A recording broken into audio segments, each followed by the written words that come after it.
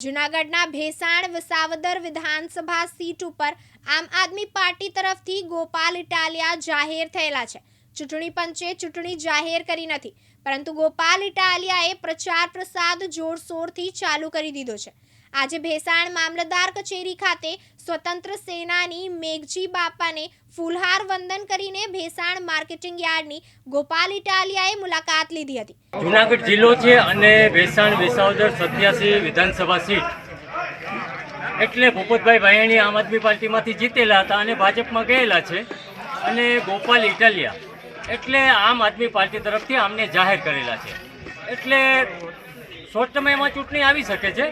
ગોપાલભાઈનું tour Bhesan Visavadar તાલુકામાં ચાલુ છે અને ખેડૂતોની જણસીના ભાવ ખૂબ જ મહત્ત્વના હોય। ગોપાલ ઇટાલિયા સાહેબ આજે ભેસાણ માર્કેટિંગ યાર્ડમાં ખેડૂતોની મુલાકાતે યાર્ડમાં આવેલા છે। આપણે પૂછીએ ગોપાલભાઈ, એટલે ખેડૂતોની જણસી તો ખૂબ જ મહત્ત્વની અને ભાવ ખૂબ મહત્ત્વના હોય એટલે ભાવ પૂરતા ન મળતા હોય, શું કહેશો આપ? ખેડૂતો માટે તો આ ભાજપના રાજમાં કાયમની તકલીફ છે કે ખેડૂતના ઘરમાં જણસી આવે અને માર્કેટમાંથી ભાવ ગાયબ થઈ જાય। ખેડૂતના ઘરમાં માલ ખૂટી જાય એટલે ભાવ ઉપર જાય, તો એક પ્રકારની ગેંગ બનાવેલી છે। ભાજપના માણસો, એપીએમસીનું સંચાલન કરતા ભાજપના માણસો અને કેટલાક એની હારે મળેલા કાર્ટેલ, અંગ્રેજી શબ્દ છે, એ કાર્ટેલ કરે અને ખેડૂતને તો ખબર છે કે ખેડૂત પાસે માલ સંગ્રહ કરવાની ક્ષમતા નથી। સંગ્રહ કરવાની ક્ષમતા હોય તો પણ લાંબો સમય પડ્યો રખાય નહીં। કોઈ પણ માલ હોય, કોઈ પણ જણસી હોય, પડ્યો રહે તો એનું ખરાબ થાય, વજન ઉતરી જાય, બીજી ત્રીજી સમય। તો ખેડૂતની આ મજબૂરીનો ફાયદો કાયમ માટે સરકારમાં બેઠેલા માણસો, એના મળતિયાઓ, એના દલાલો, એના એજન્ટો ઉઠાવે છે। એટલે આ સમસ્યાનું નિરાકરણ એ છે કે ભાઈ ખેડૂતો વિસાવદરમાં તો ખૂબ જાગૃત છે, આખા ગુજરાતમાં જાગૃત બને તો મને એમ લાગે છે કે આનો રસ્તો ખુલે એવું ખરું। મગફળી, આ તુવેર છે, આ જે આ ટેકાના ભાવે ખરીદી થતી હોય, આ વિસ્તારમાં ભ્રષ્ટાચારના પણ આરોપો ગોપાલભાઈ લાગેલા છે।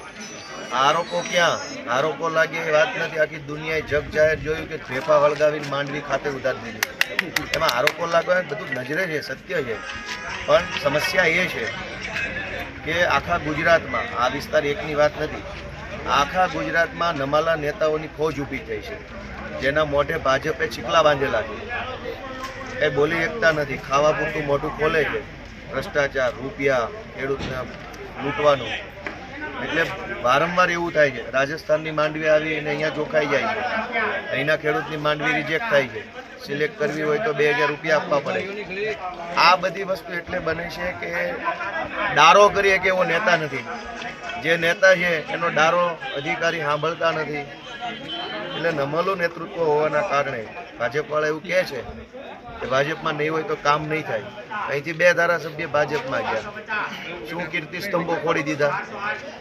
એકના વગરના 2 ભાજપમાં છે, તો એમણે કામ કરવું જોઈએ। તો કહેવાનો ભાવાર્થ એ છે કે આજ ભ્રષ્ટાચાર થાય છે, ખેડૂતો આરે અન્યાય થાય છે, એપીએમસીઓની અંદર ભાજપના માણસોએ ટોળકી બનાવીને સંગઠિત લૂંટ ચલાવે છે। એનું કારણ એટલું છે કે નેતાઓમાં દમ નથી અને અધિકારીઓ સાહેબો મોટા થઈને બેસી ગયા। ગોપાલભાઈ, હવે આપણો ભેસાણ વિસાવદર મત વિસ્તાર એટલે ખેડૂતો 90% અને પાટીદારનું પ્રભુત્વ ધરાવતી સીટ એટલે ચૂંટણી જાહેર નથી થઈ। આપ જીતશો તો રોડ રસ્તાથી લઈ અને વિકાસના કામો અહીંયા પ્રજાત્રાહી નામથી વંચિત આ પ્રજા જ હોય। રોડ રસ્તા તો હું પોતે જ જોઈ રહ્યો છું, રોજ અલગ અલગ ગામમાં જાઉં છું, જ્યાં 20 મિનિટમાં પહોંચી શકાય એમ હોય ત્યાં 1 કલાકે માંડ પહોંચાય છે, એવા રોડ ચારો તરફ છે। પણ એવું નથી કે આ વિસાવદર ભેસાણમાં જ આવા રોડ છે, ગાંધીનગર સિવાય આખા ગુજરાતમાં આવા જ રોડ છે।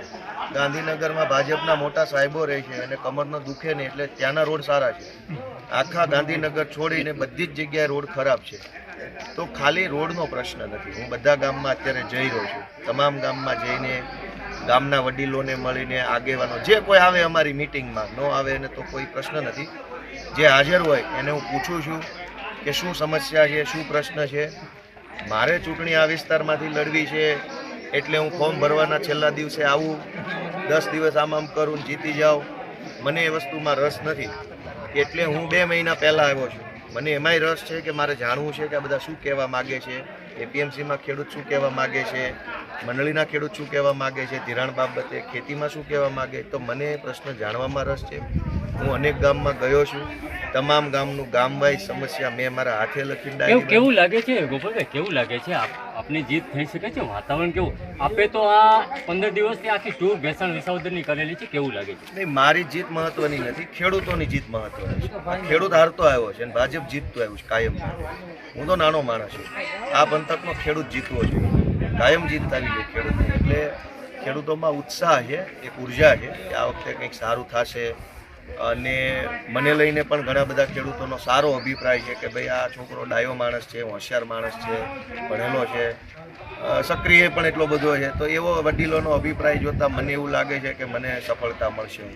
ના ગોપાલભાઈ, એટલે ચૂંટણી પંચે આ ચૂંટણી તો જાહેર નથી કરી અને હર્ષદભાઈની પિટિશન આજે એક આખો એક રોડો હતો, પેચ હતો, આ તો પિટિશન તો ખેંચાઈ ગઈ છે. શું લાગે છે, ચૂંટણી આવી શકે? મે એપ્રિલ મહિનો, 2 મહિના, દિવાળી, કેવું લાગે છે શું તમને? આ એકાદ મહિનામાં ચૂંટણી આવી જશે ફરજિયાત. Final final final sure? Sure એટલે શ્યોર તો હવે તો ચૂંટણી પંચ કહી શકે, પણ લગભગ મને, હું જે મારો કાયદાકીય અનુભવ છે, મેં ચૂંટણી પંચને ઈમેલ કરેલા છે. અમારા રાષ્ટ્રીય જનરલ સેક્રેટરી છે પંકજ ગુપ્તા, એણે રૂબરૂ મુલાકાત હમણાં લીધી છે. અમે છીએ ચર્ચામાં છીએ ઇલેક્શન કમિશન સાથે. અમારી પાર્ટી રાષ્ટ્રીય લેવલે ગુજરાતમાં ઇલેક્શન કમિશન સાથે ચર્ચા અમારી ચાલુ છે. એ પ્રમાણે એકાદ મહિનામાં ચૂંટણી આવશે જ આવશે. તમે જોઈ શકો અને છો ચૂંટણી આવવાની છે એટલે જ તો મુખ્યમંત્રી આવવાના છે ને. આટલા વર્ષથી વિસાવદર દેખાણું નહીં, આ અઠવાડિયા પછી આવવાનું ગોઠવ્યું છે. તો એવું તો શું અહીંયા કામ એને પડ્યું, અચાનક જ દોડવા માંડ્યા. તો તમે જાહેર થયા છો એટલે રાષ્ટ્રીય લેવલ અને સ્ટેટ લેવલના નેતા અહીંયા આવે છે, તમે એવું માનો છો?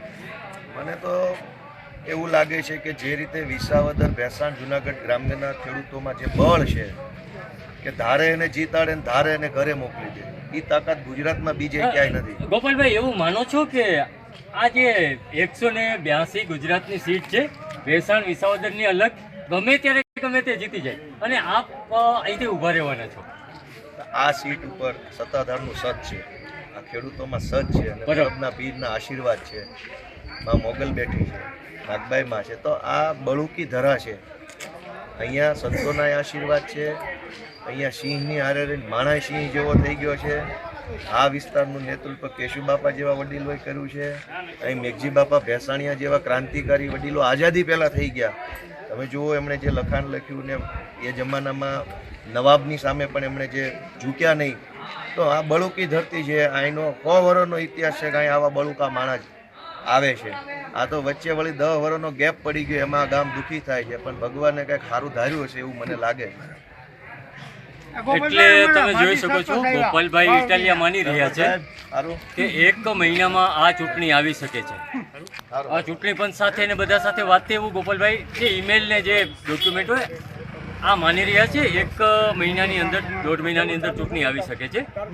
એટલે તમે જોઈ શકો છો કે ભેસાણ વિસાવદર ની રોમાંચિત અને ગુજરાતભરની જેટલી સીટો છે એમાં વિધાનસભાની સીટ ખૂબ રોમાંચિત થવાની હોય. બધી જે ભાજપની 5 સીટો હતી આ ચૂંટણી બધી થઈ ગઈ છે, વિધાનસભા બધી આ સાંસદ સાથે થઈ ગઈ છે અને આ એક બાકી હોય.